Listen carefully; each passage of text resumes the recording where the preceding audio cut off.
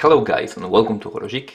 Today we're going to be reviewing this beautiful little Saint Martin vintage diver, and the reference is 62,000. This is a homage to the very famous Rolex Submariner from the 1950s, reference 6538, worn famously by the late Sean Connery on his first James Bond movies. And that Rolex is a watch that is worth a ridiculous amount of money. I'm talking over 50,000 and most of the time over $100,000. And I am very happy with what Saint Martin have done here, because while homaging that very famous Rolex reference, they have not gone for a full copy of it, but they have really put their own spin on it. And we will see that on the review. So today we're going to be, of course, checking the measurements, and of course I'm going to be throwing a lot of macro shots in here so we can look closely at the quality of this one. And of course, as usual, you will find a link in the description down below to buy one of these if you like. And if you do, thank you very much, guys. So let's get right into it. And the case is 38mm in diameter, just like those vintage Rolex references. However, the diameter at the bezel is 39, so take that into account, guys. The height is 13, and that is in part due to that beautiful domed sapphire crystal. The log-to-log is 45.4, the log width is 20, and end-link to end-link it is 52mm. Let's talk about that beautiful dial.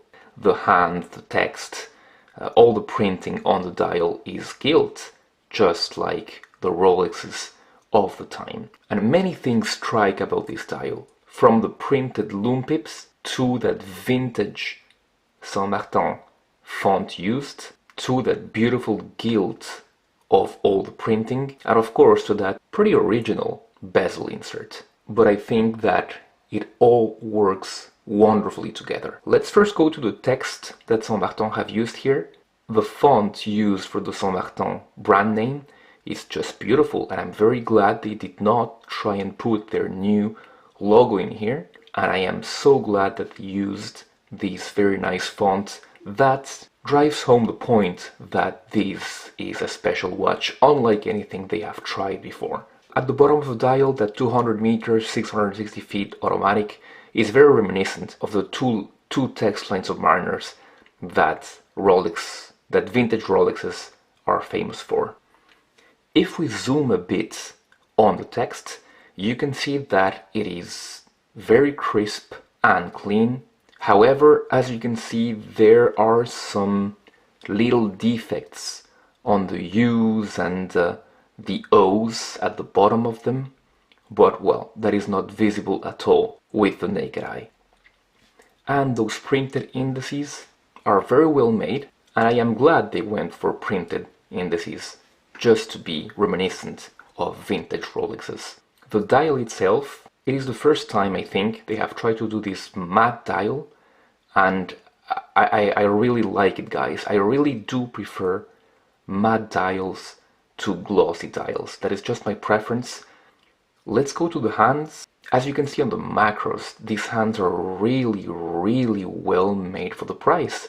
Remember, guys, that this is a watch that today costs 200 euros.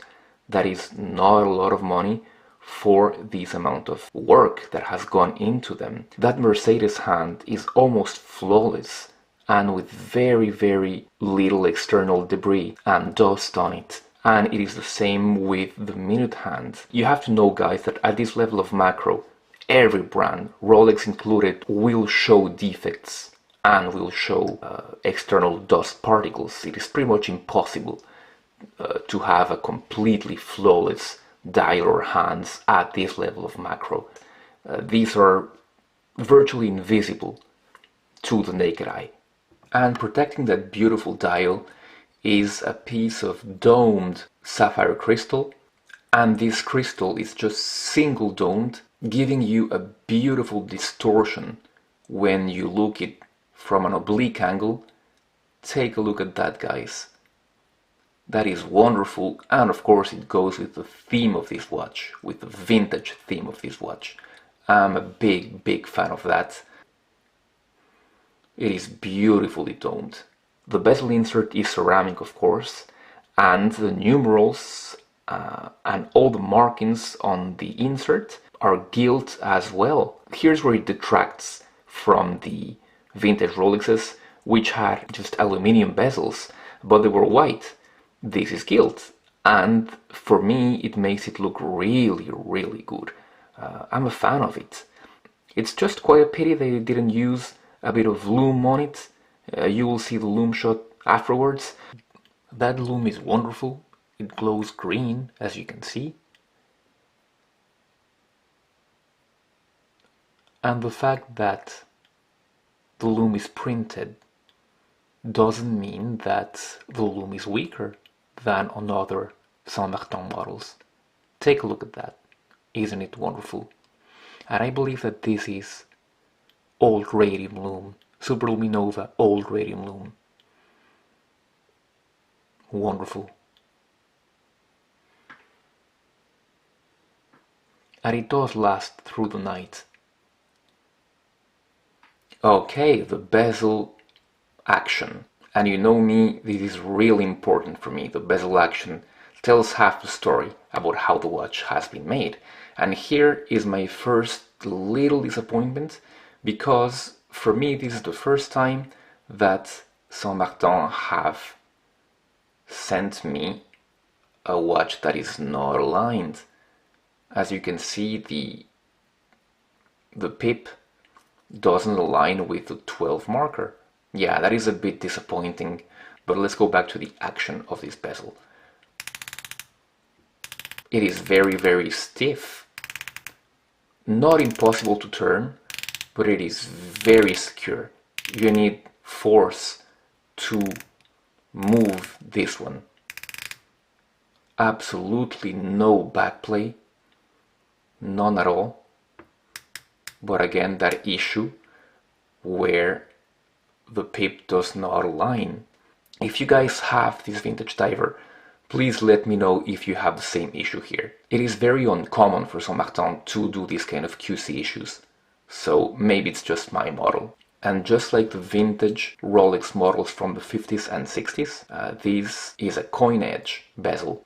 Let's go to the case, guys. And the case is, of course, 316L stainless steel, brushed on top, brushed at the sides, and here it differs from the 6538 Rolex, where it is polished at the sides. And take a look at that beautiful bevel separating the top of the watch from the side of the case.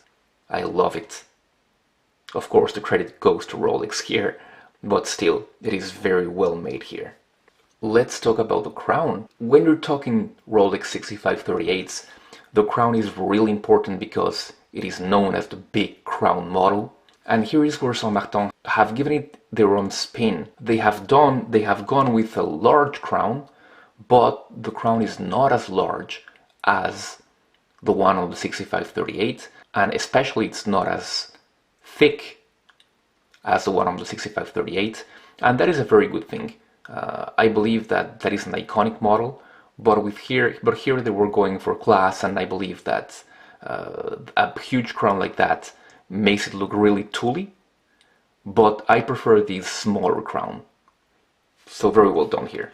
And I am glad that they have signed this crown with their nice aggressive shark. Let's go to the bracelet, and here Saint Martin have tried to replicate the rivet bracelet from the early reference Submariners. I got what they were going for. I would have been satisfied with a usual bracelet. I'm not a big fan of those rivets, especially if they serve no function. A rivet bracelet from those Submariners was spring-loaded, and it had some elasticity. Of course, Rolex turned away from them because they were too fragile and often broke. So I know what they were going for, but I'm not a huge fan, but oh, there we go. Why not? Here's one of the links that I have removed. They're solid links, of course, but you were expecting that. But take a look at that little part in there. That mirror brushing at the sides is an independent piece, actually. I don't know why they did that. They could have just brushed the side of every link as they usually do, but I don't know why they did that. Maybe it has to do with those big screws. And those links are pretty annoying to get off because of the screw system that they have used. And you need actually two tools that they provide, of course, to be able to take off a link. You need to hold the screw from one side and then to screw it off from the other while holding it. So it's a bit annoying, but once you've done it, it's cool. Look at those end links. Vintage Rolexes have this female end link, and they have tried to go for it here, but this is a solid end link.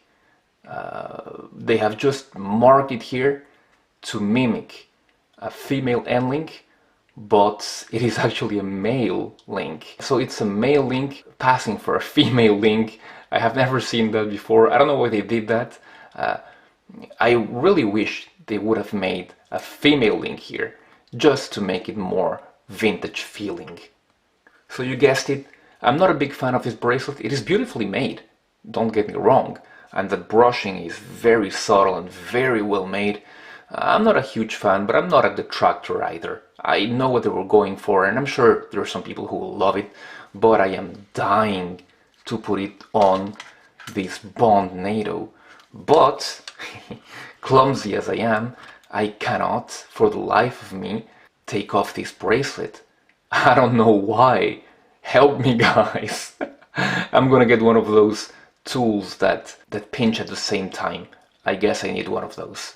Let's go to the clasp, and the clasp is just a double push clasp. It is of course a milled clasp, very well made, as usual with Saint Martin. 4 levels of micro adjustment, everything is milled, every part is milled, beautiful, and it is signed with their new logo. Pretty good. They had to put it somewhere, so I'm glad they put it here. And the movement here is your typical Seiko NH35, and I wonder why they haven't put an NH38 no date movement, because as it goes, you have a ghost date. So there, as you can hear, I don't know if you can hear it, but there the date is changing on that movement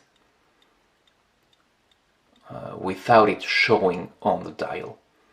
So, well, I can understand that it was probably a cost-saving measure, but an NH38 for maybe 10 or 15 euros more wouldn't have hurt. Nothing very bad about it, but there we go. So just to sum up the watch, guys, huge positives here. The first huge positive is the looks of this watch. This is wonderful. This is beautifully made. Really, guys, this is the most beautiful Saint Martin that I have to date, and it's one of my most beautiful watches, period. Second positive, it is a true homage. It does not directly copy the 6538 Submariner. It gives it its own spin, and I'm very glad about that.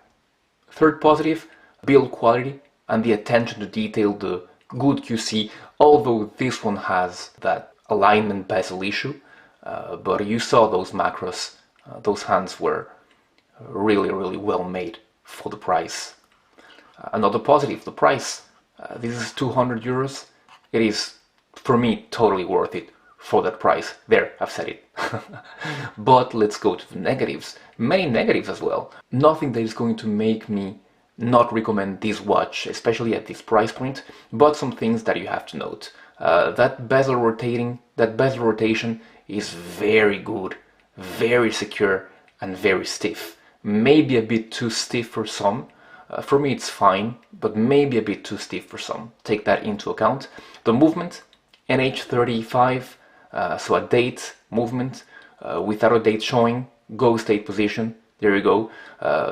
Aesthetically, that bracelet with those male end links posing as female, and that rivet bracelet that is not my preference. And all in all, I will totally recommend this watch. Take a look at that beauty, guys, for 200 euros.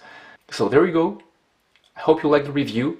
If you did, please subscribe to the channel. Much more content coming. I'm going to be reviewing my first Vostok, my very first Russian-made watch, so stay tuned for that. Thank you guys again for having followed this review, and I'll be seeing you very soon. Goodbye.